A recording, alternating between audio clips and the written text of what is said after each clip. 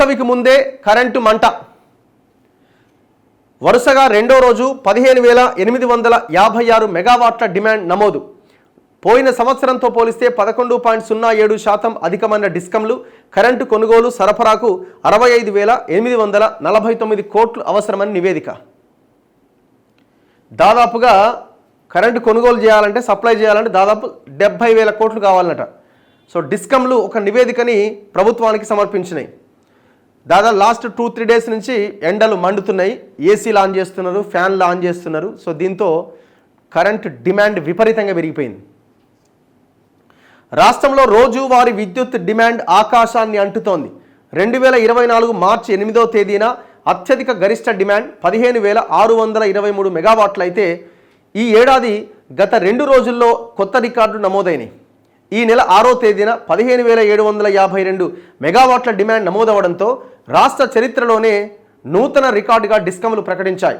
కానీ 24 గంటల వ్యవధిలోనే కరెంటు వినియోగం అనూహ్యంగా పెరగడంతో 7వ తేదీన అంటే శుక్రవారం అత్యధికంగా 15,856 మెగావాట్ల డిమాండ్తో సరికొత్త రికార్డు నమోదైనట్టుగా దక్షిణ డిస్కం సీఎండి ముషారఫ్ ఫరూఖీ తెలిపారు.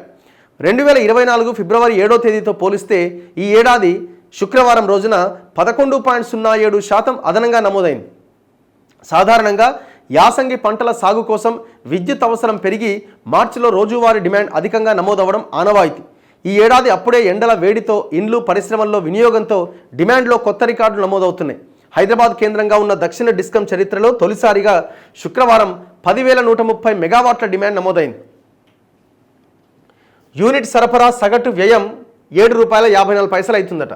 విద్యుత్ డిమాండ్కు అనుగుణంగా కొనుగోలు ఖర్చు కూడా పెరుగుతోందని డిస్కంలు ప్రకటించాయి. వచ్చే ఆర్థిక సంవత్సరానికి డిస్కంలు సమర్పించిన ఆదాయ అవసరాల నివేదికను ఈఆర్సీ తాజాగా ప్రజల ముందు పెట్టింది.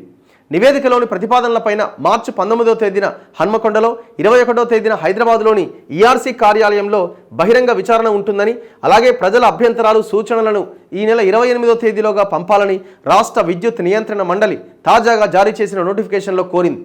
నివేదికలో డిస్కంలు ఏం చెప్పినాయంటే వచ్చే ఏడాది రాష్ట్రానికి మొత్తం 98,319 మిలియన్ యూనిట్ల కరెంట్ అవసరం. కానీ 1,23,000 మిలియన్ యూనిట్ల మాత్రమే అందుబాటులో ఉందట. రాష్ట్రంలో విద్యుత్ వినియోగం 2023-24 ఆర్థిక సంవత్సరంతో పోలిస్తే ఈ ఏడాది 2024-25 సగటున 17% పెరిగింది. పరిశ్రమల్లో 24, ఇండ్లల్లో 18, సేద్యంలో వ్యవసాయానికి 10% చొప్పున సగటున వినియోగం పెరిగిందట. సో ఈ డబ్బులు కావాలంటే దాదాపు ₹1,000 కోట్ల ఖర్చు పెట్టాలి, అంటే కరెంటు కావాలంటే.